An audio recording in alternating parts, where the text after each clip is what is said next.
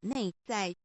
名誉是一个的外貌。莎士比亚世界上有一种人，他们的脸上装出一副心如止水的神气，故意表示他们的冷静，好让人家称赞他们一生智慧深沉，思想渊博。他们的神气之间，好像说，我的说话都是轮音天语，我要是一张开嘴唇来，不许有一头狗乱叫我看透这一种人。他们只是因为不说话，博得了智慧的名声。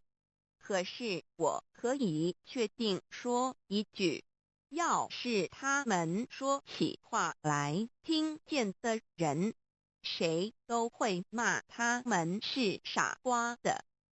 莎士比亚每一个被束缚的奴隶都可以凭着他自己的手挣脱他的锁链。莎士比亚凭着日晷上前丝的阴影，你也能知道时间在偷偷地走向亘古。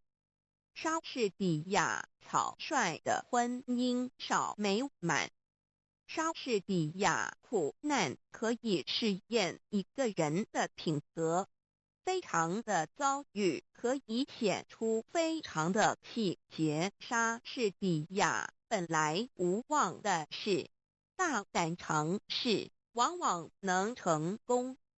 莎士比亚思想是生命的奴隶，生命是时间的弄人。莎士比亚庄严的大海产生蛟龙和鲸泥，清浅的小河里只有一些宫廷族美味的鱼虾。莎士比亚品性是一个人的内在，名誉是一个人的外貌。